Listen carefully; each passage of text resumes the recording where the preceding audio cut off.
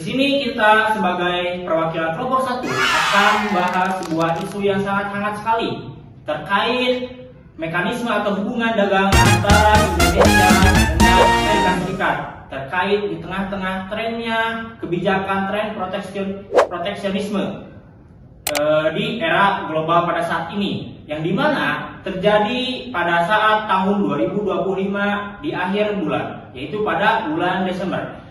Pada akhir bulan kemarin atau 2025 di bulan Desember, Presiden Amerika Serikat atau Donald Trump dia akan menjadi presiden kembali yang menetapkan kebijakan tren proteksionisme, yaitu kebijakan menaikkan tarif impor tinggi ke semua negara atau semua negara yang bermitra bersama Amerika Serikat itu sendiri, terutama di Indonesia. Pada saat itu, Indonesia merupakan mitra yang selalu bekerja sama dengan Amerika Serikat. Ya. Pada saat itu, yang dengan awalnya Amerika Serikat menaikkan tarif impor tinggi untuk kestabilan ekonomi, khususnya di negara Indonesia itu sendiri. Karena kenapa? Karena Indonesia memiliki sektor industri, khususnya di bidang manufaktur atau tekstil, yang memiliki wilayah yang sangat strategis sekali, terutama wilayah ini sangat padat karya yang menyerap atau harus menghabiskan ribuan juta kembali, yaitu menaikkan tarif impor seharga 3,32% ke semua negara yang bermitra dagang dengan Amerika Serikat. Nah, dengan awalnya Indonesia itu 32%, yaitu dari tarif impornya ke Amerika Serikat, ya, turun menjadi 19%. Kenapa? Karena ada beberapa faktor atau beberapa faktor yang memang menjanggali kepada perekonomian Indonesia. Nah, yang dimana jika 32% ini diterapkan di Indonesia, maka akan khususnya di bidang sektor tekstil atau garmen dan manufaktur lainnya, ini akan berbahaya sekali kepada perekonomian Indonesia. Ya. Khususnya di bidang manufaktur itu sendiri atau industri tekstil sendiri. Nah, jika 32% ini ditetapkan di Indonesia, maka harga beli di Amerika Serikat itu akan mahal dan kemudian pabrik akan tutup. Kemudian barang-barang itu akan langka dan PKH massal itu akan sering terjadi setiap minggunya. Bahkan puluhan juta ataupun ratusan juta orang itu akan terdampak gitu. Maka dari itu, setelah Indonesia menerima kabar terkait kebijakan Presiden Donald Trump ini, langsung Presiden Prabowo Subianto itu langsung bergerak cepat pada bulan Februari 2026 ini dengan menemui langsung si Presiden Donald Trump ini langsung ke Amerika Serikat, ke Washington, yaitu negosiasi instan terkait persoalan-persoalan yang ada di kebijakan barunya itu, yaitu proteksionisme, yang dimana dengan isi deal dalam isi deal perdagangannya itu bahwa semua barang, setelah bernegosiasi instan bersama Presiden Amerika Serikat atau Donald Trump ini, bahwasanya si Presiden Prabowo Subianto ini langsung di ACC atau deal perdagangannya yang dimana langsung ditandatangani pada tanggal 19 Februari 2026, yang dimana isi daripada deal timbal balik perdagangannya itu bahwa seluruh barang Amerika Serikat itu atau tarif impor yang asalnya 32% itu turun menjadi 19% untuk sebagian besar. Nah, kemudian untuk sektor tekstil dan garmen itu memiliki kuota khusus, yaitu yang bisa masuk yaitu 0%, yaitu tanpa bea cukai, ya, jikalau memakai barang dari Amerika Serikat itu, contohnya kapas Amerika Serikat. Dan Indonesia itu diberikan lapangan yang sangat luas atau besar terkait pemasarannya, untuk membuka pemasaran yang lebih besar lagi. Dan Indonesia juga bahwa Indonesia berhak menerima 99% daripada barang Amerika Serikat tanpa tarif gitu kan. Dan perlu kita ketahui semuanya bahwa kebijakan ini bukan berdampak untuk Indonesia saja, tetapi berbagai negara lain yang senantiasa bermitra dagang dengan Amerika Serikat sendiri. yang dimana pada kesempatan kali ini kita akan membahas isu yang sangat hangat terkait perdagangan antara Indonesia dan Amerika Serikat di tengah-tengahnya tren proteksionisme global, yaitu antara diplomasi versus proteksionisme, yang dimana apakah kebijakan yang diterapkan oleh Presiden Donald Trump ini akan memberikan dampak baik untuk masyarakat Indonesia. Di sisi lain, Indonesia sedang kritis ekonomi, khususnya di sektor industri manufaktur atau yang disebut dengan tekstil ini sendiri. Nah, sehingga jikalau kebijakan ini diterapkan di Indonesia itu sendiri, maka perekonomian Indonesia itu akan bergoyang atau struggle, sehingga kestabilan penghasilan Indonesia itu tidak akan sepenuhnya meningkat seperti tahun-tahun sebelumnya. Nah, maka akan dari itu kita di sini akan membahas isu ini dengan bersama dengan diskusi panel atau diskusi hangat, diskusi ringan, membahas terkait proteksionisme atau kebijakan Donald Trump ini. Apakah kebijakan ini bisa membuat masyarakat Indonesia itu lebih baik lagi, atau malah sebaliknya, atau ini bakal merugikan kepada Indonesia itu sendiri.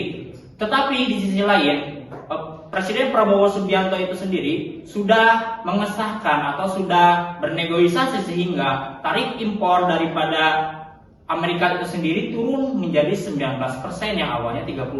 Apakah ini baik untuk negara kita? Yang di sisi lain, kita sedang mengalami krisis ekonomi atau sektor-sektor yang memang ditinjau daripada sisi perekonomian, khususnya industri, tekstil ataupun garmen itu sendiri sedang langka sekali atau sedang tidak padat karya, yang dimana ini memakan banyak ratusan orang, bahkan jutaan ribu orang untuk ekspor kepada Amerika itu sendiri. Nah, maka di sini kita akan membahas bersama-sama. Oke, di sini kita akan berdiskusi santai mengenai dinamika hubungan antara perdagangan Indonesia dengan Amerika Serikat di tengah meningkatnya tren proteksionisme pada era global pada saat ini. Nah, di sini saya akan menanyakan terkait isu ini, mengapa kebijakan daripada Donald Trump ini terkait proteksionisme ini, khususnya di bidang tekstil ini, menjadi agenda kebijakan pemerintah. Mungkin untuk bisa dijawab dengan secara general dan sistematis. Oke, terima kasih sebelumnya kepada moderator gitu. Dalam kebijakan kajian publik ini perlu kita lihat gitu, ada suatu isu yang perlu kita dalam masuk ke agenda kebijakan, yang isu tersebut itu dianggap memiliki dampak yang dampaknya sangat luas terhadap kita dan juga Amerika gitu, terhadap kepentingan publik dan juga perekonomian nasional khususnya. Nah, menurut William Dunn di dalam bukunya yaitu Public Policy Analysis, yang menyatakan agenda setting ini adalah tahap awal, bahwasanya dalam siklus kebijakan di mana dalam suatu masalah ini publik diidentifikasikan dan diprioritaskan oleh pemerintah. Nah, lalu dalam isu perbandingan tekstil dengan Amerika ini menjadi sangat penting karena memiliki dampak ekonomi yang sangat luas dan juga besar terhadap kita. Nah, terutama terhadap sektor manufaktur tekstil yang menjadi salah satu penggerak dalam perekonomian nasional. Nah, selain itu juga tekstil mempromosikan pada kita sektor mendapat menyerap karyawan yang sangat banyak terhadap kita. Nah, oleh karena itu setiap kebijakan dalam kebijakan perdagangan internasional, terutama dengan negara besar Amerika Serikat ini, dapat memberikan dampak yang langsung sehingga menstabilitaskan ekonomi domestik. Baik, yang saya tanggapi daripada saudara Haikal ini, bahwasanya Indonesia pada saat ini sedang mengalami krisis yang dimana di sektor manufaktur, khususnya di industri tekstil. Ya. Mungkin saya akan bertanya kepada saudara Windy terkait kondisi tekstil pada Indonesia pada saat ini, yang melihat bahwa Indonesia pada saat ini sedang mengalami krisis industri tekstil itu sendiri. Nah, jadi berdasarkan analisis industri tekstil ini, jadi industri tekstil Indonesia ini merupakan salah satu sektor manufaktur yang sangat penting bagi perekonomian nasional. Mengapa? Karena berdasarkan data dari Badan Pusat Statistik itu menunjukkan bahwa sektor tekstil ini sendiri merupakan industri yang padat karya. Mengapa padat karya? Karena menyerap lebih dari 3 juta tenaga kerja untuk di industri tekstil ini sendiri. Nah, selain daripada itu juga, Amerika Serikat ini merupakan salah satu tujuan utama untuk ekspornya Indonesia. Tercatat pada tahun 2024 itu ekspor dari Indonesia berupa pakaian dan alas kaki itu mencapai hingga nilainya 7,11 miliar dolar AS. Berarti itu sangat banyak sekali ya. Nah, hal ini tuh menunjukkan bahwa hubungan perdagangan antara Amerika Serikat dengan Indonesia itu sangat berpengaruh terhadap keberlangsungan perekonomian di Indonesia serta industri tekstil di Indonesia. Jadi seperti itu. Baik, yang saya tanggapi daripada saudara Wiwi tersebut bahwa tenaga kerja ataupun industri tekstil merupakan sektor padat yang dimana karya strategis itu tidak bisa langsung diluangkan oleh Indonesia atau dikeluarkan oleh Indonesia karena melihat daripada kalau sekiranya dari 32% ini dimunculkan atau dilontarkan langsung ke Amerika Serikat dengan tarif tinggi, bahwasanya industri tekstil ini akan melorot ataupun sangat berkurang gitu karena perekonomian Indonesia itu belum stabil sampai saat ini, yang dimana untuk ekspor senilai itu sampai 7,11 miliar, yang dimana kan itu ekspor pakaian dan alas kaki Indonesia itu ke Amerika itu dari tahun 2024 sampai saat ini, sampai kebijakan baru yang dilontarkan oleh Donald Trump itu sendiri masih berlanjut sampai sekarang. Nah, bagaimana analisis kebijakan publik terkait pandangan industri tekstil ini?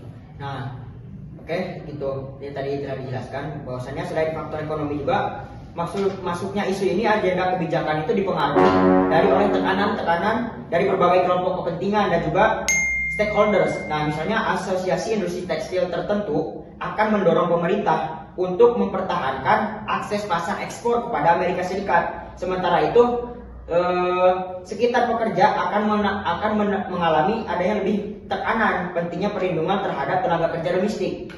Nah, dalam teori proses kebijakan yang dijelaskan oleh Thomas Brickline, dinamika tersebut adalah merupakan hal yang wajar karena kebijakan publik pada dasarnya adalah hasil yang dimana interaksi antara beberapa atau berbagai kepentingan masyarakat.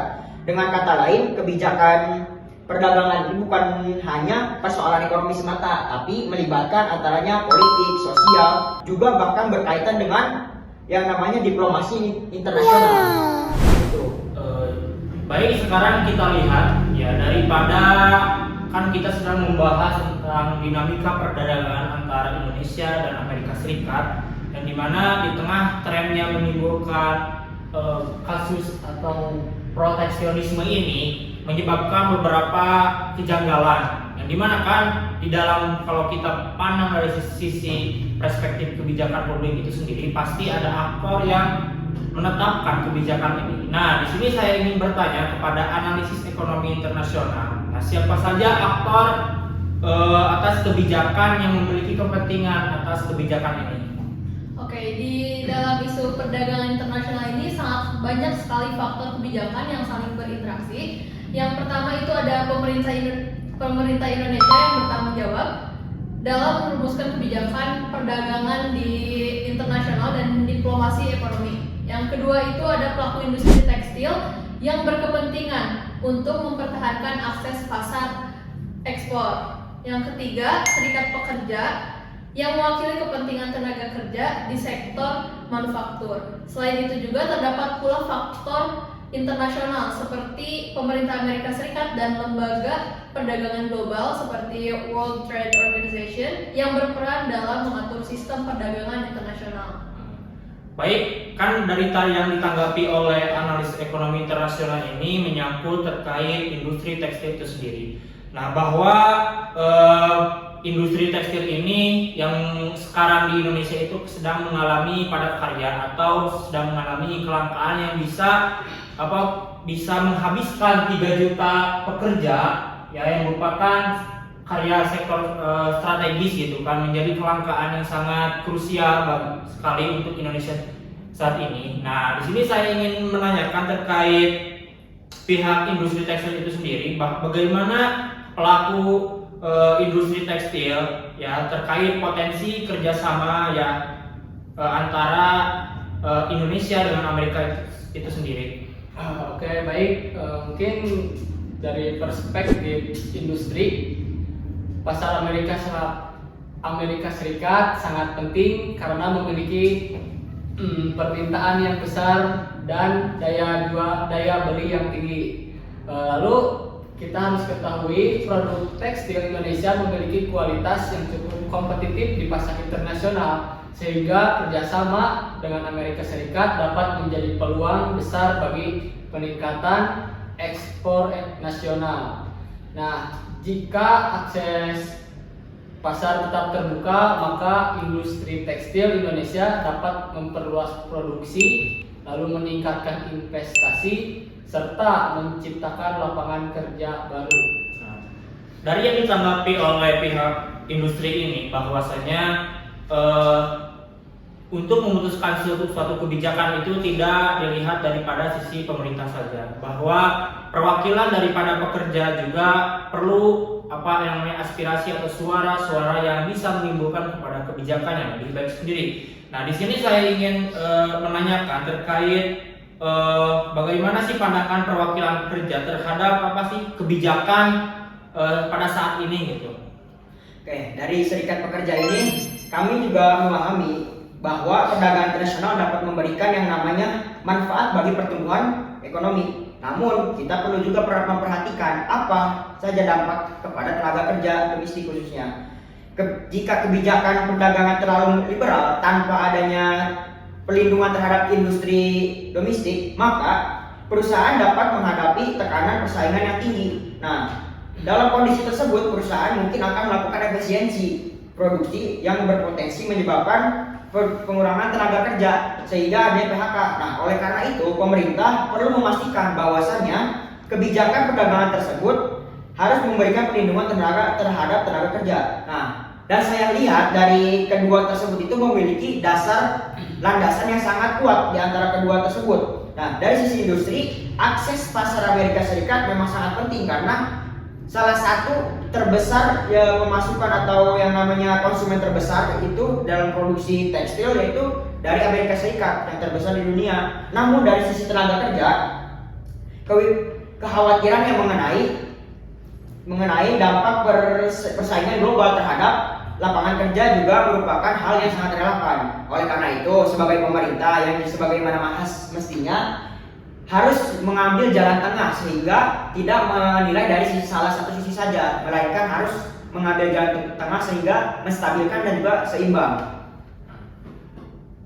Baik, yang ditanggapi oleh serikat pekerja atau para perwakilan pekerja di sini bahwa dalam memutuskan suatu kebijakan itu pertama kita lihat dulu dari aspek masyarakat itu sendiri, bahwasanya masyarakat itu sendiri butuh yang namanya kebijakan yang bisa menaungi kehidupannya sehari-hari, yang dimana kebijakan tersebut bisa melihat pada kondisi ekonomi sosial pada Indonesia pada saat ini, khususnya masyarakat yang kurang jauh dan ditinjau dari sisi sosial itu sendiri.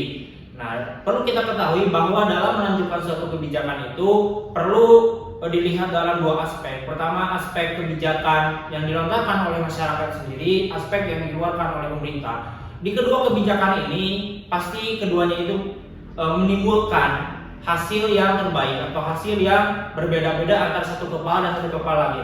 Namun jika kita tinjau dari kebijakan publik ini, perlu ketahui juga bahwa yang namanya nilai ataupun hasil daripada kebijakan itu harus bersifat final atau bisa menebarkan kemaslahatan untuk semua umat, khususnya bukan kepada pemerintah saja tetapi kepada masyarakat sendiri, bahwa perekonomian Indonesia pada saat ini tidak sedang baik-baik saja, sedang bergoyang dan struggle itu sendiri.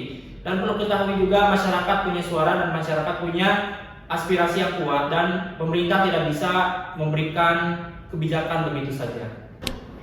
Baik, sekarang kita masuk kepada analisis kebijakan lingkungan, bahwa yang faktor-faktor yang mempengaruhi kebijakan itu pasti dilihat daripada lingkungan itu sendiri. Ya, bahwasanya ada beberapa faktor yang bisa menimbulkan kebijakan itu menjadi baik, kebijakan itu menjadi buruk, kebijakan menjadi buruk. Nah, saya ingin menanyakan terkait lingkungan ini, faktor apa saja yang mempengaruhi keputusan pemerintah Indonesia gitu kan dalam merespon kebijakan perdagangan antara Indonesia dan Amerika Serikat.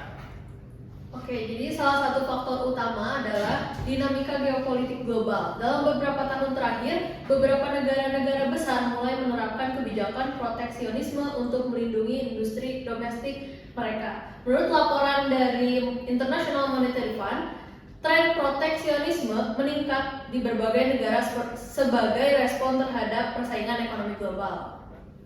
Nah, selain faktor yang disebutkan tadi, ada juga faktor lainnya yaitu persaingan global. Apa sih? Indonesia itu harus bersaing dengan negara-negara produsen tekstil lainnya seperti Vietnam, Bangladesh, dan juga Cina, yang mereka tuh memiliki biaya produksinya itu jauh lebih rendah.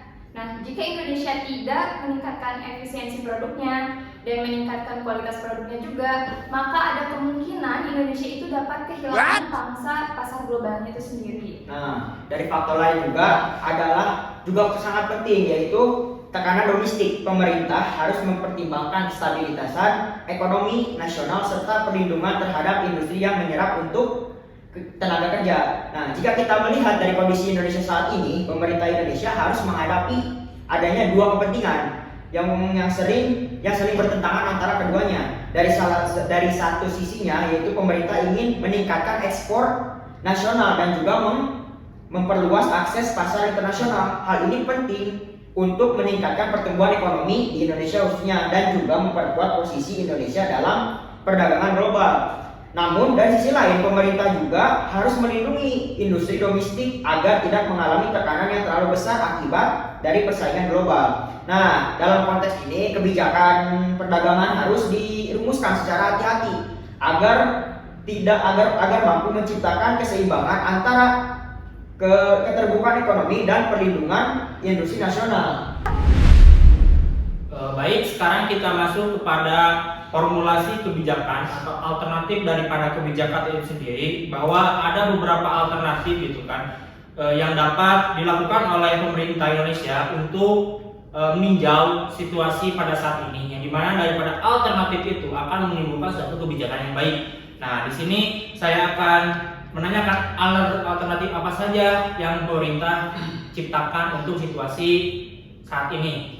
Nah, alternatif yang pertama itu adalah memperkuat strategi negosiasi antara perdagangan dengan memasukkan klausul perlindungan industri domestik seperti mekanisme safeguard dan atau yang namanya kebijakan tarif tertentu. Nah, dalam tahap formulasi kebijakan terhadap beberapa alternatif dapat juga dipertimbangkan oleh pemerintah Indonesia. Lalu alternatif kedua adalah meningkatkan daya saing industri tekstil melalui investasi teknologi, lalu modernisasi mesin produksi, serta kualitas produk agar mampu bersaing di pasar global. Nah, selain itu juga ada alternatif yang ketiga, yaitu bisa melakukan diversifikasi pasar ekspor. Jadi Indonesia itu tidak boleh bergantung pada satu negara tujuan ekspor saja. Mungkin bisa nanti coba-coba ke negara-negara yang lain untuk mengekspor barang-barang tekstil ini. Nah, selain itu juga pemerintah juga perlu menyediakan program yang namanya peningkatan keterampilan bagi ketenaga kerja agar mereka mendapatkan berpartisipasi dengan perubahan industri.